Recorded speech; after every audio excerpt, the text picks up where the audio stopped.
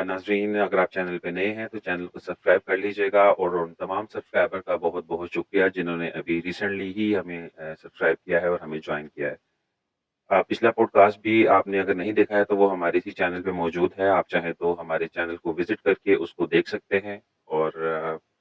बहुत से कमेंट्स में हमसे एक सवाल किया जाता है अक्सर कि क्या जिन्नात जो हैं वो इंसानों की शक्ल में भी दुनिया में मौजूद होते हैं? क्या वो हमारे इर्द-गिर्द भी मौजूद होते हैं या नहीं? मेरे अपने चैनल पे पिछले कई पॉडकास्ट ऐसे मेरे हैं जिसमें मैंने ऐसे सच्चे वाक़यात शेयर किए हैं और इसमें 1-2 स्टोरीज़ तो ऐसी भी थी जो कि मेरी अपनी ज़ाती ज़िंदगी से रिलेटेड थी और मैंने ज़ाती तौर पे उनको जो है वो देखा, एक्सपीरियंस किया।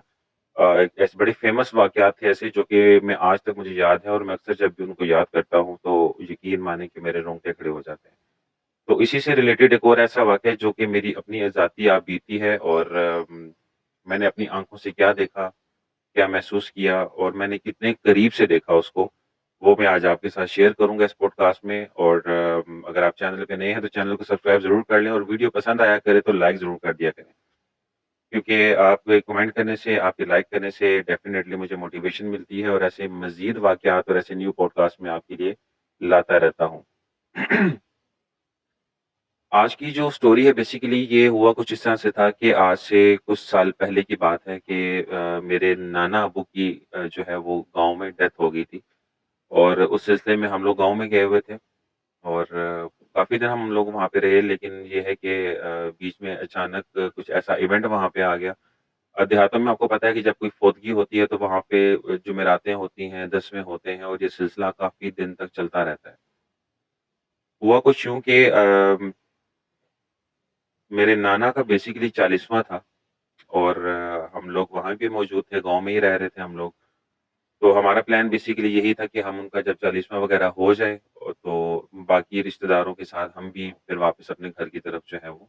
अपना सफ़र शुरू करें। सुबह तकरीबन 10 बजे का टाइम था, लोगों ने आस्ता-आस्ता लोग आना शुरू हो गए, रिश्तेदार वगैरह जमा होना शुरू हो गए, कुछ अहले इलाका थे, कुछ दाएँ-बाएँ के लोग थे जो कि आस्ता-आस्ता आना शुरू हुए और वहाँ पे अरेंजमेंट्स का जो है वो काम जो है वो शुरू किया गया। अच्छा, एक चीज़ मैं आपको बताऊँ कि हमारे गाँव में एक रिवाज है कि जब भी किसी की फ़ौतगी वग़ैरह होती है और जब उनकी जुमेरातें या कोई दसवें वग़ैरह का या कुल वग़ैरह का जब कोई सिलसिला होता है, तो वहाँ पे महफ़िल-ए-मिलाद या फिर एक नात या महफ़िल जो है वो अरेंज की जाती है। और उसमें होता ये है कि मुफ्ती या कोई मौलाना को भी बुलाया जाता है जो कि एक पॉज़िटिव वे में एक अच्छी बातें हमसे शेयर करते हैं और एक खुतबा होता है, एक तकरीर होती है। जैसे जुम्मा के दिन में खुतबे के बाद एक प्रॉपर तकरीर होती है आधे पौने घंटे की, तो वहाँ पे इस तरह का जो है वो सिलसिला हमारे गाँव में भी होता है, आम दिनों से हट के भी। तो ख़ैर अरेंजमेंट हो गया, लोगों ने आना-जाना शुरू कर दिया, आहिस्ता-आहिस्ता वहाँ पे एक समा बन गया, काफ़ी लोग जमा हो गए, रिश्तेदार, दाएँ-बाएँ गाँव के जितने भी लोग होते हैं। देहातों में आपको पता है कि दूर-दूर तक लोगों की जान-पहचान होती है और लोग वहाँ से वहाँ पे इसको शामिल होने के लिए वहाँ पे आ जाते हैं। ये वाक़या मैं आपको बताऊँ कि ये मैंने अपनी आँखों से देखा है और मैंने बिल्कुल बराबर में बैठ के इस चीज़ को देखा है। शुरू में तो मुझे उस टाइम महसूस हुआ नहीं लेकिन ये हुआ क्या ये मैं आपसे अभी आगे चल के शेयर करता हूँ। ख़ैर क्या क्या हुआ कि नातिया महफ़िल शुरू हुई, आधा घंटा, पौना घंटा वो चली, उसके बाद फिर मुफ्ती साहब आ गए, उन्होंने तकरीर वग़ैरह की। तमाम गाँव के और अहले इलाका के जो लोग थे वो ज़मीन पे काफ़ी दूर-दूर तक बैठे हुए थे और काफ़ी बड़ी महफ़िल थी और काफ़ी ज़्यादा लोगों का मजमा था वहाँ पे। हुआ कुछ यूँ कि हम लोग बैठे हुए थे, तकरीर वग़ैरह हम लोगों ने सुनी, सारे जो वहाँ पे पढ़ाई वग़ैरह करनी थी, कुरान ख़्वानी वग़ैरह हुई, नातें वग़ैरह हुई, सब कुछ करके सारे कामों से फ़ारिग होने के बाद आखिरकार जो देहातों में होता है कि खाने का अरेंजमेंट किया जाता है। जितने भी वहाँ पे लोग आए हुए होते हैं, उनको खाना खिलाया जाता है और गरीबों में भी खाना तक़सीम किया जाता है। थोड़ी ही देर गुज़री कि वहाँ पे जब अनाउंसमेंट हुई कि चलिए जी अब जो है वो महफ़िल जो है वो इख्तिताम पज़ीर हो गई है। अब तमाम लोगों से गुज़ारिश है कि वो बैठ जाएँ अपनी-अपनी जगहों पर और खाना जो है वो हम अभी आपके सामने जो है वो लगाएँगे, तो आप खाना-वाना खा कर जाएँ। हमारे गाँव में बेसिकली अनाउंसमेंट की जाती है मुकम्मल तौर पे और घर के जो दरवाज़े होते हैं वो बंद कर दिए जाते हैं ताकि कोई भी बिना खाना खाए यहाँ से ना जाए। ख़ैर खाने-पीने का सिलसिला शुरू हो गया, काफ़ी ज़्यादा माहौल था वहाँ पे, रश था, लोग थे, ख़वातीन के लिए अलहदा सिस्टम था, मर्दों के लिए अलहदा सिलसिला था। मुझे अभी तक याद है कि मेरे वालिद साहब मेरे साथ मौजूद थे उस वक़्त और अल्लाह उनको बख्शे, जब भी आप दुआ करें तो मेरे वालिद साहब को ख़ास तौर पे जो है ना वो अपनी दुआ में ज़रूर याद रखा करें। उस टाइम मेरे वालिद साहब हयात थे और मैं उनके साथ था वहाँ पे। मैं अपने वालिद साहब के साथ बैठ गया नीचे, चटाइयाँ बिछी हुई थी, सफ़ें बिछी हुई थी, वहाँ पे हम लोग बैठ गए और बाकी भी जो लोग जहाँ बैठ के खाना खा रहे थे, तो हमने भी उनको जॉइन किया। खाना खाने के बाद वहाँ पे ये होता है कि आम रूटीन में, अब तो ख़ैर घर-घर में ये होता है, लेकिन ये कि कुछ इलाकों में ये रिवाज नहीं भी है। तो हमारे गाँव में ये हुआ कि जब खाने-पीने का सिलसिला ख़त्म हो गया और उसके बाद खाने के बाद जो है वो मीठा जो है वो पेश किया जाता है। स्वीट डिश होती है, कुछ भी हो सकता है। लेकिन मुझे अभी तक याद है कि जब हम उस 40वें में बैठे हुए थे, तो खाना खाने के बाद जो है वहाँ पे हलवे का एक अरेंजमेंट किया गया था। बेसिकली ये मियाँ वाली का एक बड़ी मशहूर सौगात कहते हैं इसको, मखड्डी हलवा, आपने नाम शायद सुना होगा। वो वहाँ पे बना हुआ था और काफ़ी ज़्यादा तादाद में जो है वो, मतलब देगों की देगें बनी हुई थी, क्योंकि वहाँ पे गाँव का माहौल था, गाँव के लोग थे और बहुत ज़्यादा रश था वहाँ पे। तो हम लोग बैठे हुए थे, तो जब खाना-शाना खा लिया हम लोगों ने, तो हलवा वगैरह जो है वो सर्व करना शुरू किया उन्होंने आहिस्ता-आहिस्ता, और वहाँ पे सिस्टम ये होता है कि वहाँ पे प्लेट्स वगैरह में या थोड़ा-थोड़ा करके डाल के नहीं दिया जाता। वहाँ पे हर 4 या 5 लोगों के दरमियान में एक बड़ी-सी परात रख दी जाती है, उसमें काफ़ी ज़्यादा तादाद में जो है वो हलवा होता है और लोग उसमें से ही जो है वो अपने स्पून से उसको शेयर करके खाते हैं। अगर पठानों के कुछ इलाके हैं जहाँ पे, अगर आप डेरा वाली साइड पे चले जाएँ, तो वहाँ पे खाने को इस तरह से खाया जाता है कि वो एक ही बर्तन, बड़े से बर्तन में खाना लगाते हैं और 4-5 लोग उस एक बर्तन में से ही खाते हैं। उसको सौगात कहा जाता है। लेकिन हमारे गाँव में सिलसिला ये था कि वहाँ पे जब हलवा तक़सीम हुआ और वो लोगों के सामने उन्होंने रखना शुरू किया, तो हर 5 से 6 लोगों के लिए जो है वो रखते थे और उसके इर्द-गिर्द जो है वो लोग बैठकर उसको खाते थे। अब मेरे वालिद साहब को थी शुगर, वो तो खाते नहीं थे, तो उनको मैंने थोड़ा-सा टेस्ट करने के लिए दिया, क्योंकि डॉक्टर ने उनको मना किया हुआ था, तो उनको मैंने दिया, तो उन्होंने थोड़ा-सा टेस्ट किया, उन्होंने बोला कि यार ये बहुत ज़्यादा हेवी और बहुत ज़्यादा ऑयली है, तो बस मैं अब और मैं नहीं खा सकता, तो तुम खा लो और फिर हम लोग चलते हैं। अब गाँव का माहौल था, गाँव के खाने आपको पता है कैसे होते हैं कि वो कहते हैं ना कि बाकायदा तौर पे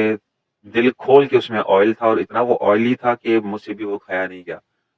और आम रूटीन में भी अगर घरों में हमें कोई ऑयली चीज़, अगर आप कोई स्वीट डिश बनी हुई हो या कोई इवन कि यहाँ पे कोई सालन वगैरह भी बना हुआ हो ना, अगर उसमें ऑयल ज़्यादा हो तो वो आप ज़्यादा उसको खा नहीं सकते, आपकी तबीयत बोझिल हो जाती है, जिसको कहते हैं कि हैवी हो गया बहुत ज़्यादा, तो वो नहीं खाया जाता। आप जितना भी कोशिश कर लें, वो इतना ज़्यादा इंसान के बस की बात नहीं होती। हम बैठे हुए थे, हमारे सामने जब वो एक परात रख कर गए, तो आप बिलीव करें कि उस परात के अंदर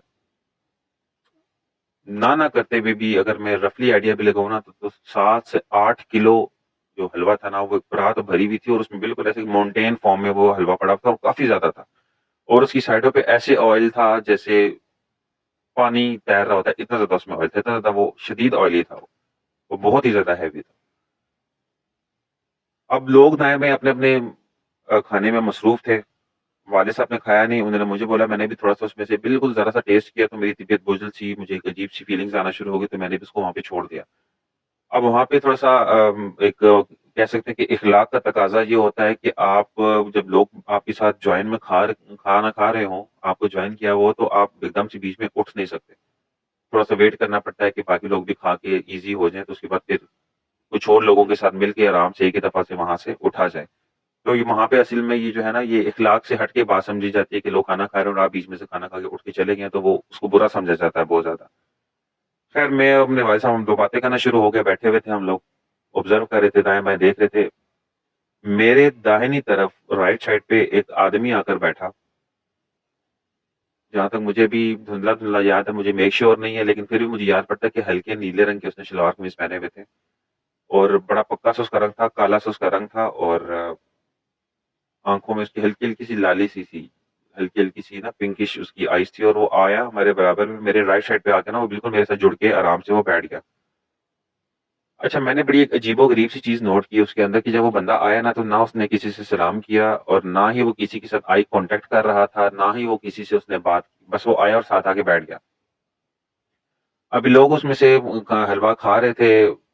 मेरे सामने बिल्कुल परात पड़ी हुई थी और मैं जैसे कि आपको बताया कि कम से कम 8-9 किलो के करीब उसमें हलवा होगा। पता नहीं वो इंसान था या जिन था, लेकिन जहाँ तक मेरे दादा परदादा मेरे वालिद साहब की तरफ से जो मुझे नॉलेज मिला है, उसमें यही बताया गया है कि जिन्नात की खुराक बहुत ज़्यादा होती है और जब ये इंसानों की शक्ल में आते हैं ना, तो आप सोच भी नहीं सकते कि वो शायद 20-20, 50-50 लोगों के बराबर भी खाना वो अकेले खा जाए और उनको पता भी ना चले। खैर ये मैंने बातें सुनी हुई थी, कभी-कभी मुझे ये भी लगता था कि शायद ये कहानियाँ होती हैं, हकीकत के साथ उनका कोई तल्लुक वास्ता नहीं होता, लेकिन उस दिन मैंने ज़ाती तौर पे जब अपनी आँखों से देखा तो मैं हैरान और परेशान हो गया और मैंने खैर मैं आपको बताता हूँ कि हुआ क्या, मैं बैठा हुआ था वहाँ पे तो वो बंदे को पता नहीं उसको क्या हुआ अचानक उसने एकदम से आगे बढ़ा वो बैठे-बैठे। आगे की तरफ ऐसे झुका है, उसने वो पूरी परात खींच कर अपने सामने की है और उसने अपने दोनों हाथों का इस्तेमाल किया है। एक हाथ से उठाता था, अपने मुँह में डालता था, फिर दूसरे हाथ से उठाता था, अपने मुँह में डालता था। इतना ज़्यादा और इतनी स्पीड के साथ उसने वो हलवा खाना शुरू किया कि जब मैंने गौर से देखा तो मैं देख के उसको दंग रह गया और मैं उसको देखता ही रह गया कि मतलब ये इंसान है, इंसान तो इतना ज़्यादा खा ही नहीं सकता है, आखिर ऐसा क्या है? वो कहते हैं ना कि काफ़ी दिन का भूखा भी हो ना तो वो भी इतना ज़्यादा नहीं खा सकता। अब वो खा रहा है, लगातार खा रहा है और मतलब 4-4 5-5 उँगलियों के अंदर वो ऐसे उसको एक बाइट सा बना के ना वो सर उसने झुकाया हुआ था और वो धड़ाधड़ लगा हुआ था खाने और रुका नहीं वो। और हैरानगी मुझे इस बात पे हो रही थी कि वो हज़म कैसे कर रहा है, ना वो ऊपर से पानी ले रहा है, कुछ भी नहीं मतलब वो लगातार अब शहर तो था नहीं या कोई ऐसा चैलेंज वगैरह तो वहाँ पे लगा हुआ नहीं था कि बंदा कहे चलो यार कोई फूडी होगा तो फूड चैलेंज लोग करते हैं तो लोगों को आदत भी हो जाती है, लेकिन नहीं। वो बंदा नॉन स्टॉप खा रहा है और खाने के दौरान ना वो ऊपर देख रहा है, ना वो दाएँ देख रहा है, ना वो बाएँ देख रहा है, ना वो किसी से बात कर रहा है। इतना वो फ़ोकस था उस हलवे के ऊपर और इतनी वो तेज़ी के साथ खा रहा था कि जैसे बस 5 मिनट के अंदर तकरीबन मेरे देखते-देखते तकरीबन कुछ 5 मिनट गुज़रे होंगे मैक्सिमम। वो परात आधे से ज़्यादा खाली हो चुकी थी और वो बंदा कंटीन्यूअसली खा रहा था। तो इसके बारे में मेरे वालिद साहब ने भी मुझे बताया हुआ था और इत्तफ़ाक़न मेरे वालिद साहब मेरे साथ भी मौजूद थे उस टाइम। तो इससे पहले भी मैंने ज़िक्र किया कि एक पॉडकास्ट मैंने अपलोड किया था, वो आप देखिएगा ज़रूर। उसमें भी एक सब्ज़ी की दुकान पे मेरे वालिद साहब को और मुझे इंसानी रूप में हमने जिन देखा था और उसके साथ क्या हुआ था, वो आप सुनिएगा और उस वीडियो को ज़रूर देखिएगा। वालिद साहब ने मुझे बताया हुआ था और वालिद साहब अपने ध्यान से उनको उन्होंने इस चीज़ को नोटिस नहीं किया। तो मैंने उसकी तरफ देखते ही देखते ना मैंने अपने वालिद साहब को ऐसे इशारा करके ना मैंने उनको हिलाया साथ से कि उन्होंने मुझे पलट के देखा एकदम से कि क्या बात है? मैंने फ़ौरन उनको इशारा किया कि देखें राइट साइड पे बंदे को देखें। मैंने अपनी आँखों से उनको ऐसे इशारा किया। मेरे वालिद साहब ने आगे की तरफ ऐसे झुक के जब उसकी तरफ देखा तो वालिद साहब ने भी ऐसे हाथ रखा और उसको वो देखना शुरू हो गया और बड़ी तजस्सुस से वालिद साहब ने मेरी यहाँ से मुझे बाजू पकड़ के ना उन्होंने मुझे ज़ोर से दबाया और उन्होंने मुझे ये इशारा किया कि बिल्कुल उसकी तरफ उसको ये शो मत करवाना कि हम उसको देख रहे हैं, बस अपने ध्यान बैठो, बस समझ जाओ। अब उन्होंने मुझे इशारा कर दिया कि ये इंसान नहीं है, ये कोई और ही चीज़ है। क्योंकि मैंने सुना था मेरे वालिद साहब ने ही मुझे बताया था कि अगर आपने पहचाना हो ना कि इंसान के रूप में ये जिन है, क्योंकि आम रूटीन में हम लोग बाज़ारों में भी जाते हैं, मार्केटों में भी जाते हैं, हज़ारों लोग हमारे आगे-पीछे घूम रहे होते हैं, लेकिन हमने कभी इतना ऑब्ज़र्व नहीं किया होता। तो अगर आपने इनको पहचाना हो ना कि इंसानी रूप में कोई जिन है, तो उसकी सबसे बड़ी 3-4 निशानियाँ होती हैं, सबसे वाज़िया जो कि आप किसी भी तरह से उसको ऑब्ज़र्व करके नोट कर सकते हैं। एक तो वो आँख नहीं झपकाते, दूसरा वो आई कॉन्टैक्ट करके बात नहीं करेंगे आपके साथ, तीसरा उनके हाथ में हड्डी नहीं होती और अगर आप उनको बुलाएँगी भी ना तो वो आपको ना होने के बराबर जवाब देंगे और वो आपके साथ नज़र नहीं मिलाएँगे। ये 3-4 निशानी फिर मैंने वो मेरी ज़हन में वो बातें चली, मैंने इसको ऑब्ज़र्व जब मैं करा था ये सारी चीज़ें मैं नोट कर रहा था उस टाइम कि क्या वाक़ई ऐसा है? तो वाक़ई ही जितना टाइम वो बंदा खाता रहा ना उस बंदे ने आँख नहीं झपकाई, उसने किसी के साथ आई कॉन्टैक्ट नहीं किया, उसने किसी के साथ बात नहीं की और उसके हाथ ऐसे थे जैसे बहुत नरम-नरम, मोटे-मोटे से हाथ होते हैं। तो ख़ैर वहाँ से मेरे वालिद साहब मुझे लेकर उठे और उन्होंने बाहर जाकर मुझे बताया कि ये इंसान नहीं था, ये कोई जिन था। क्योंकि जो मेरे नाना अब्बू थे ना जिनका हम लोग 40वें पे हम लोग गए हुए थे, वो नाना अब्बू का असल में जो सिलसिला था ना वो भी थोड़ा-सा पीरी-मुरीदी वाला था और उनका भी काफ़ी जिन्नात और मोकिलात वाला चक्कर था। अब अल्लाह अलम उनका मोकिल था, कोई जिन था, कोई नेक जिन था, खाना खाने के लिए आ गया वहाँ पे शामिल हो के महफ़िल भी ऐसी थी, नेक महफ़िल थी, नातें चल रही थी, खुतबा हो रहा था, तिलावत हो रही थी। तो ऐसी महफ़िल में वही जिन्नात आते हैं जो कि बहुत नेक होते हैं और वो भी इंसानों की तरह ज़िंदगी गुज़ारते हैं, आते हैं, जाते हैं, खाते हैं, पीते हैं। तो फिर मेरे वालिद साहब ने बताया कि शायद हमारे नाना अब्बू का सिलसिला कुछ ऐसा था, तो हो सकता है कोई ऐसा चलते गुज़रते-फिरते वहाँ से कोई जिन आया हो, उसको भूख लगी हो तो वो आके देख के आ गया हो। क्योंकि इन जिन्नात वगैरह को ना मीठी चीज़ बड़ी पसंद होती है, मिठाई उनको बड़ी पसंद होती है, मीठी चीज़ें उनको बड़ी अच्छी लगती हैं। तो फिर मेरे वालिद साहब ने बाहर आके मुझे काफ़ी ज़्यादा डिटेल से बताई ये बात और बताया कि कन्फर्म किया कि ये इंसान नहीं था। और मैंने अपनी आँखों से देखा उसको और इतने करीब से देखा कि वो मेरे बिल्कुल राइट साइड पे मेरे साथ बिल्कुल जुड़ के बैठा हुआ था कि इवन उसकी जो घुटने थे वो मेरे घुटनों से टच हो रहे थे। और एक चीज़ मैंने बड़ी वाज़ह इसमें नोट की कि जब वो बंदा मेरे पास बैठा हुआ था, बंदा क्या है मतलब आपको समझाने के लिए मैं कह रहा हूँ वो जो जिन मेरे पास बैठा हुआ था, वो थोड़ी-सी गैप में था। लेकिन उससे इतनी शदीद हीट आ रही थी कि जैसे आपके करीब कोई आग जल रही हो या कोई किसी चीज़ की तपिश आ रही हो। तो डेफ़िनेटली आपको पता ही है कि जिन्नात जो अल्लाह ताला ने पैदा किए हैं, इनको आग से पैदा किया है और कहते हैं कि बिना धुएँ वाली और बगैर चिंगारी वाली आग से पैदा किया गया है इनको।